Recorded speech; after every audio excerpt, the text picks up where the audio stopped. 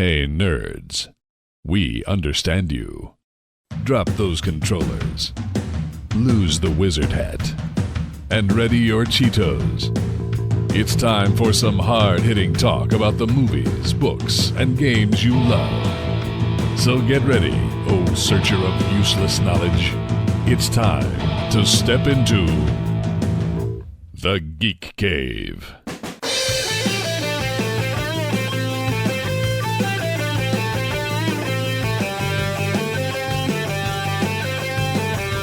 Now, broadcasting from a top secret and totally awesome hidden base, I'm Ken Harris, and here's Darrin Wright, Justin White, and Chad Savage.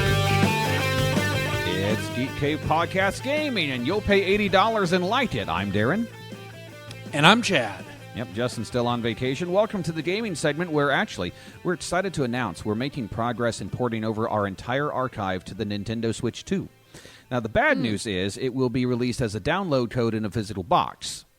The worst news is that the code is actually a cipher, and you'll need to buy 16 other copies to have the full download code, which is really just a link to either Spotify or Apple Podcasts or one of the many other services where... hold on. What's that? I'm being told by legal that the project is on hold indefinitely. Oh, well. That's disappointing. But we do want to thank our sponsor, GameFly. Work into that. Yeah, GameFly, membership options for every budget. Plus, gifts for gamers of all ages. GameFly has thousands of titles you can keep as long as you want. And when you're done, just send that thing back with a postage-paid envelope for a new one or keep it forever. And you can pay a lot less than those in-store prices. Sign up for a free 30-day trial right now using the link at geekcavepodcast.com. Chad. Check it. Ladies and gentlemen, welcome to Demo Derby! So, do you remember the game Limbo? You know, where you played as the boy being chased by a big effing spider the whole time? Yes, I remember that, as well as the one where I have to bend over and hurt my back. Right. So, nightmare fuel for arachnophobes. Absolutely. You know. Yeah, hated it. So, I didn't play that. Okay. I played Through the Nightmares, which looks, on the surface, like a spiritual successor. Okay. It's a side-scroller through a literal nightmare world, because literally you play as the Sandman that is trying to protect children from their nightmares by going into their nightmares and trying to assemble the scattered memories of the kid to figure out their phobia so that you can defeat it. Because your dreams are made up of, basically the junk of your day. Yeah, your dreams are you staring you. So the demo gives you the first kid who's having a nightmare based on being in the woods and wandering off while camping. I didn't get the whole story. There are lots. So in this nightmare world, you're playing a Sandman, you're going through, and there's lots of woods, and there's lots of giant saw blades that spin through the air, like when you go camping. Sure. And it's up to you, the Sandman, to get through a fairly straightforward level, a series of levels. I think there's 15 for this first kid, to defeat the evil. The nifty mechanic in this game, and it controls really well. The jump button works, the use button works, the slam button works, the going side-to-side button works. The things do the thing. The things do the thing is that you have a dedicated trigger button which will change the size of your character to about 1/3. And so it's size and weight, so you can walk on things as tiny Sandman that you cannot walk on as big Sandman. But it also lends some interesting challenges to the platforming, because as big Sandman, you can jump higher. As little Sandman, you can walk on tiny, on rickety things.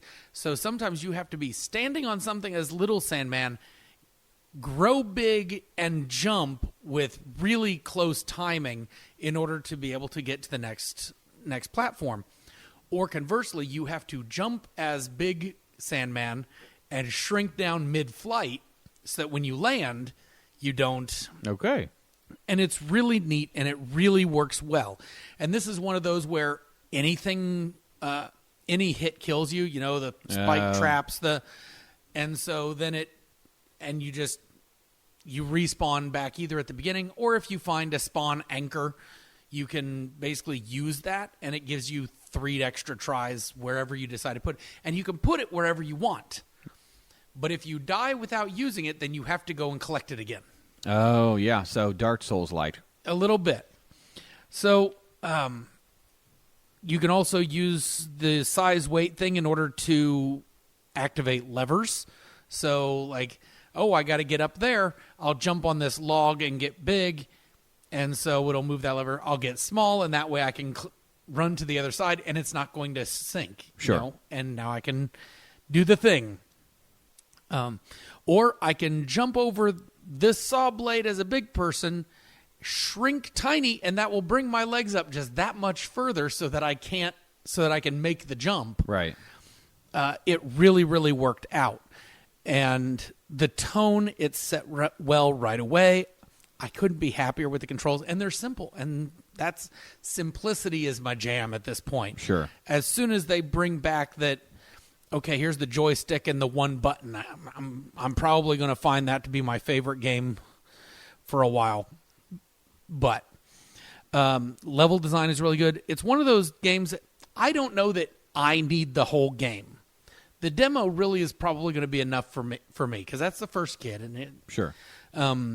But if the rest of the game plays as well as this demo does, then I'm going to name it as a contender for Indie Game of the Year because Ukrainian company Sandman Team Games. This is one of those where I say, play this demo. Find the demo and play it. It is really good. Okay. It's got echoes of like Ori and the Blind Forest, Limbo, Through the Nightmares, all of these things kind of just a very similar kind of gameplay and mood setting. Right on. Really fantastic. Nice. All right. Thank you. Do you have an Ask Justin? Well, I'll edit this out. I want to intro into it, but I don't remember if we talked about it. So Okay. All right. So. All right. Well, thank you, Chad. Have you been doing any Reddit time? no. Okay. But lacking a Justin, I did ask my spouse to go cruising the interweb for some questions. Oh, good. Okay. And so she found one for me. So I guess we can say, Ask Justin. The Geek Cave podcast and its associates, including Justin, do not condone the advice given in this segment. is there any games that let you be a true psychopath? Yeah. Well, it's called The Sims, and has had all manner of iterations from the original Sim City, in which you could rain down tornadoes and Godzillas, to the eponymous The Sims, in which you could simply take the toilets out of the bathrooms or the ladders out of the pool. Oh, wait, this was supposed to be game adjacent, because Justin doesn't play a lot of games. Right. Okay. Is there any games that let you be a true psychopath? Yes, it's a home game in which you take your most polite friends that don't like interrupting you, and you tell them the plot of all 4 Twilight books back to back. Saved it. Jeez. Thank you, Chad. Also, wow. That new fear unlocked, I tell you what. Line. Yeah, like if we didn't do the Rift Tracks version, then I'm okay. All right, cool. Do you have a monster minute for us? Oh, do I ever. All right, let's just go ahead before I get to my reviews, because I'm going straight from one review to the pile of shame. So what you got for us? All right. Now, you and I, both fans of D&D. Absolutely. You know, Wizard of the Coast released the new rule set in 2024, end of 2024. Use it or don't, we need to know more about it. So, buckle up. I'm ready. Animated objects are nothing new in the world of Dungeons and Dragons. Nope.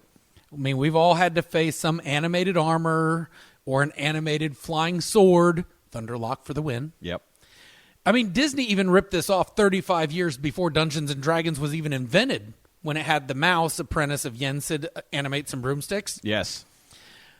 But here comes the most ridiculous, and yet somehow most dangerous of all the animated objects. I'll set the scene. Okay. You enter the treasure room of Darrin of Geek Cave Podcast. All right. The room is silent, only dimly lit by some nearly worn-out magical stones. A tired, animated broom struggles to move increasingly resistant dust into a corner that's long since been filled. A rusty suit of armor struggles to rise and attack you, only for it to fall apart as its enchantment finally falls. The room is yours. Everywhere you look, treasures to behold. Chests filled to bursting with gold. Fine carpets and tapestries cushion the floor and line the walls. It's as you walk toward a great painting of Darrin and his loyal and supportive court that the floor beneath you moves. There's no time to react. This is no trap. Roll for initiative, for you are about to face an animated rug of smothering. Oh, God. Funny but deadly. Yeah. This challenge rating 2 construct has a +5 to hit. It does an average of 10 damage. Doesn't seem like much, but at a low level, that's dangerous. It is, yeah. Now, if the rug manages to grapple its target, it makes it blind and you can't move. It can't do you any damage. It can't do any damage while grappling. However, anything that attacks the animated rug of smothering, or Eros, will only do half damage to the rug, the other half being to that which it has grappled. Oh, my goodness. So, with a whopping 27 hit points on average, and only taking half damage from your attacks, your wizard might only have 13 hit points at level 2. That's enough. I'm just saying. And they're the ones that are most likely to be caught because they don't have a DC strength or a strength score that will make a DC 13 wow. to escape. And so your party might very well kill their wizard trying to get them out of the Eros's luxurious pile. What a way to go. It's a wonderful fight to throw at a party. It's got an intelligence of 1. So this thing isn't negotiating. This thing is smothering. Or it's going to grapple till it's destroyed. But it is immune to most forms of magical damage. And so it puts a lot of that pressure on the melee fighter specifically to try to rescue their party member without killing them with their enthusiasm for bludgeoning, piercing, and slashing. I read that. It's like, oh, we must know more. I would like to gently rage. I would like to rip this carpet out. All right. Well, thank you, Chad. So, I've got a review, kind of follow-up from last month. Clair Obscur, Expedition 33. This is a game that was developed by 30 people, by a small team. I don't know if it counts as an indie, but I think it does. It was released on Game Pass as well as PC, Xbox, and PlayStation 5. This game has all of the hallmarks of a game that I normally would not like. Okay. Because it's a Souls-like. As in, anytime you hit a save point, your enemies respawn. Or a heal point or whatever. It's a turn-based RPG, and I haven't been playing many of those in quite a while. Okay. It has a dark and oppressive tone. Okay. It deals with difficult subject matter, such as grief and suicide. Mm-hmm. Right. This is probably my favorite game of the past 3 years. Wow. Yeah. So I don't want to spoil too much. I do know how it ends. There are 2 endings. I'm not going to spoil either one. But I will say that a little bit of a recap from last month, where you play as a group of adventurers who have set out to take down something called the Paintress. It's this large, monstrous woman who keeps writing numbers on this pillar in the distance, and anytime that number gets erased, anyone of that age dies. Instantly Thanos'd out, Mm-hmm. And so this is Expedition 33, but it's the 67th expedition because they started at 100. And things have not gone well for a large number of these expeditions. You find out that there is one survivor from a prior expedition, a single one. He is over 100 years old, but still looks pretty darn good for his age, And he seems to have a mysterious connection to, the Paintress and to the true villain of the game. Again, spoilers, so I'm not going to tell you. But man, oh man, such an emotional roller coaster, such a really well-told story about grief and how to deal with it. And making impossible choices, because sometimes in life there is no good answer. There is a bad choice and there is a worse choice, and having to come to terms with stuff like that. All presented in this beautifully, artistically well-done version of like an alternate universe France, but with varied locales. And if you saw any of the gameplay from one of our recent Geek plays, you'll know what I'm talking about, where, you know, you travel to mountains, you travel to, you know, the ocean, you travel to like this desert area, and they all seem to represent a different part of the grief process, which is unique. There's a monster you fight called Visage, which is basically a series of putting up different masks of emotion when you're dealing with a certain thing. And it's one of those things where you don't even really fully grasp the whole overall concept until after you've beaten the game, and then you're like, oh, I see what they were going for there. The combat is turn-based, but it offers you, kind of like in the Mario and Luigi series, where you have the ability to dodge or deflect attacks if you time your button presses right. And that comes in really handy for some big boss fights, but it also can be extremely frustrating because the enemies like to hesitate a half second longer than you think they will when they attack. So you got to really pay close attention there. The music is wonderful. A lot of piano in the soundtrack. There's some violin in there too. It is really well done. Each character seems to have like an instrument that goes with them too, which is a nice touch. So yeah, I can't really say enough good things about it. I was pleasantly surprised. I'm glad this was on Game Pass because I don't think I would have picked it up otherwise, because it is difficult at first, and there are a few things that are not explained well as far as utilizing like a magic point system called Lumina, that kind of thing, where you get this gear and you're like, all right, cool, I've got these abilities, but you can actually use other characters' abilities as well. They don't tell you how to do it. You just got to figure it out, but when you can, it's pretty great. So, and the choice at the end, there's a big choice that you wrestle with for a while. Because it's one of those, is it better to, I'm going to generalize, is it better to live in ignorance, or is it better to deal with a harsh reality at the cost of something dear? Either way, you're making some kind of sacrifice. And it's really well done. And I looked up the other ending, and I still, it's one of those where I could see it go either way, I will say this, very, very minor spoilers. The main character is not who you think they are. Multiple times in this game. So, yes. And there's moments of humor. There's moments of levity. You meet a character called STA, which is basically like a big stuffed animal kind of guy. And it's a little bit of whimsy where he has you to look for his rocks. Just normal rocks. And at one point he describes, emotions as sometimes you are wee and sometimes you are woo. And right now I am a little woo. It's such a childish way to present it, but it's really great. So yeah, Expedition 33, it's available. It is kind of available in physical, but physical copies keep selling out because they did not anticipate the word of mouth being so good. So if you can get it through GameFly, you want to rent it first, because especially if you don't like turn-based stuff, you might want to rent it. There's no demo available yet. If you've got Game Pass, go ahead and try it. I guarantee you will be pleasantly surprised. I would be very shocked if someone downloaded and they just straight up hated it, or at least don't see like where they're going with it. So that's that for Expedition 33. It's fantastic. It's time to do something less fantastic. So let's see.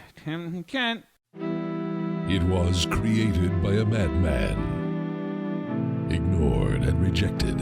Every week it grows. We cannot kill it, for it does not live. Step fast and be wary, or you may fall victim to Darrin's Pile of Shame.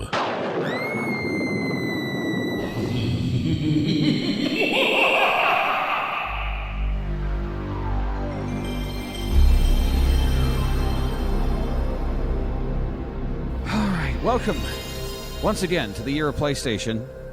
This is Darren's Pile of Shame, where I take a look at that mountain of games that I should have played, but I was too busy replaying Expedition 33, and I ask myself, how about now? Is it good now? So, Legacy of Kain Soul Reaver was released on the PS1. I watched you play a little bit You of this. did watch me play some of this. This was the guy that needed to have a donut. Needs a right? sandwich, yeah. He needs a sandwich. So it was released on the PS1, PC, and Sega Dreamcast back in 1999. Man, Sega Dreamcast was so good. It was so good. It's just a little bit ahead of their time and killed by marketing, by bad marketing. So, action-adventure game made by Crystal Dynamics, the same people who were behind the original Tomb Raider series, you know. Eidos Interactive published it. Chronicles the journey of a vampire-turned-wraith named Raziel. He's a lieutenant to the vampire lord Kain. And Raziel is killed by Kain right at the beginning of the game because Kain is jealous because you got wings and he didn't get them wings. Because, you know, you've surpassed him in power, so he rips your wings apart and he kills you, tosses you into a pit. You decay for thousands of years, and then one day you wake up. The Elder God revives Raziel because he wants to help you get revenge on Kain because Kain has ruined the world. Now, why didn't the Elder God step in earlier? Who can say other than shenanigans? And you become the Soul Reaver. But it's not just a title, it's also the name of a sword, which is also called Soul Reaver. That's not going to be confusing at all. Nope. Anyway, a remastered version was released last year. That's the version I played, but you can switch back and forth between visuals, and by all accounts, it's only a visual remaster. Everything else is exactly as it was in 1999, for better or worse. Or worse. Yeah, so, you know, I tend to be a glass half full guy, but I told my wife before taping, this had the possibility of being the shortest pile of shame in history. How's that game, Ollie? Shit sucks. And that would have been it. That would have been it. We would have, went home. Everything would have been done. But I'm going to give it a little bit more time because there are some good things to look at. But, yeah, spoiler alert, I didn't like it. But, yeah, the story is, it's a good concept. You got a vampire lord who wins. The vampires win. And he, you know, immediately is insecure and kills this lieutenant. And now his lieutenant wants revenge. And, you know, they're trying to be a Zelda-style game. You can see it. There's puzzles where you push a block and you activate a switch and da-da-da-da-da. Physical versus spectral plane.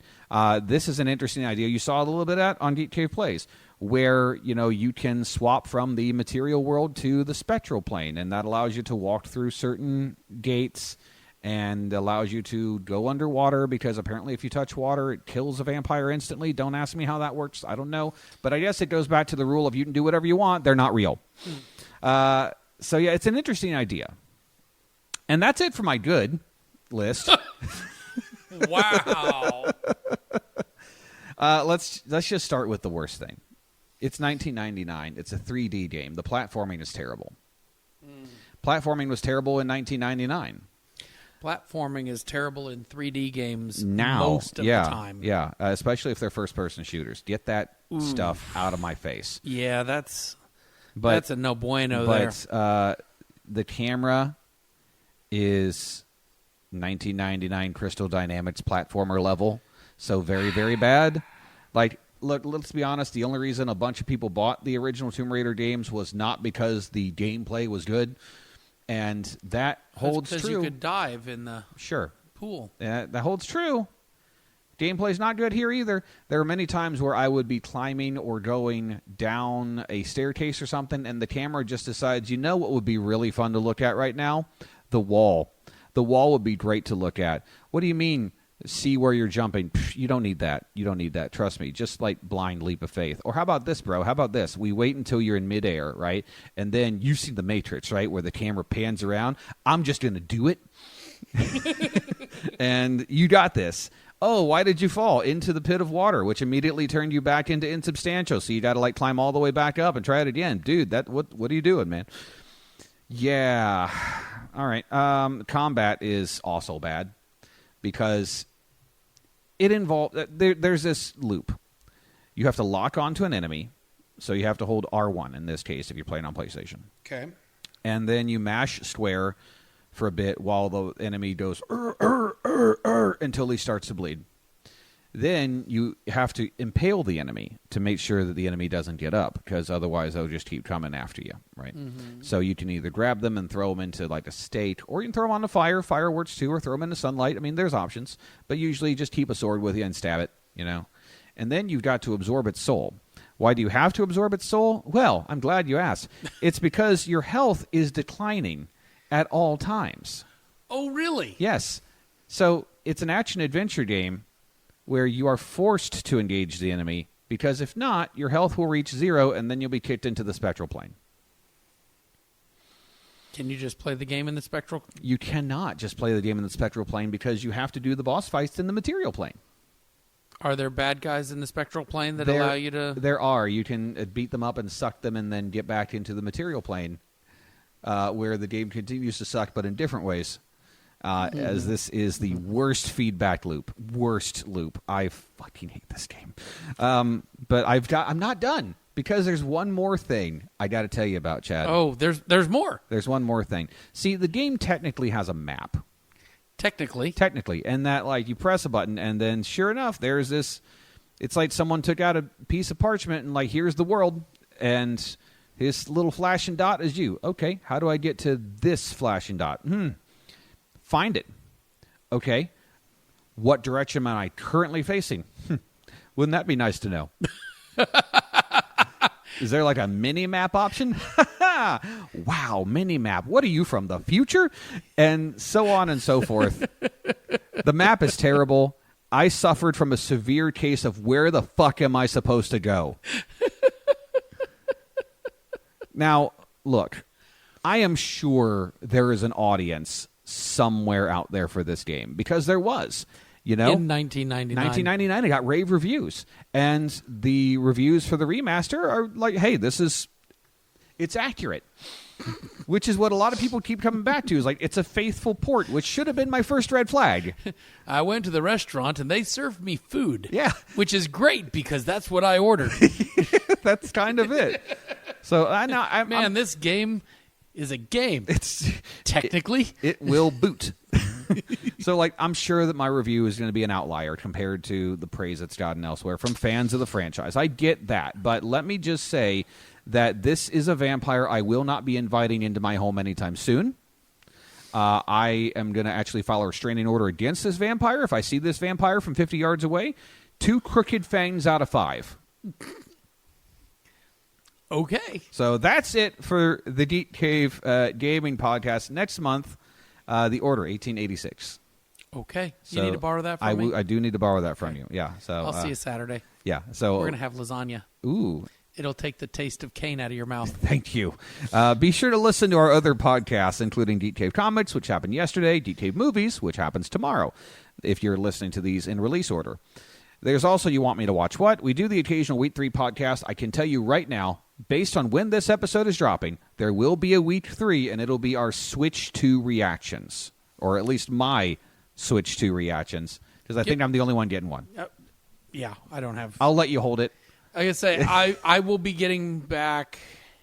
You'll be on vacation. I'll be on vacation while you've got it, yeah. But I'll be back, theoretically, before you record, if you record on, like, Tuesday. Maybe I'll just have my wife hold it, and then you can record her impressions, because she doesn't want to do the audio podcast thing. But we will have Switch 2 impressions, I promise you. One way or another. I'm going to be your podcast wife. You'll be my podcast wife. All right. My wife, if you will. My wife? Yeah. So, all right. We've also got the occasional TLDR. You can find our content on Twitch, twitch.tv/GT Podcast. But the easiest place to find all our stuff, including our YouTube, including our Extra Life fundraiser, and all that, geekcavepodcast.com. And our Discord. Join our Discord, too. They've got some great folks there. So, today I'm going to be saying goodbye using the names of other, more famous, better vampires. Other than Raziel and Kain. So, for Kent Dracula Harris, Justin Blade White, and Chad Morbius Savage, I'm Darrin Count Von Count Wright. When I think about you, I count myself. And remember that everyone is a geek for something.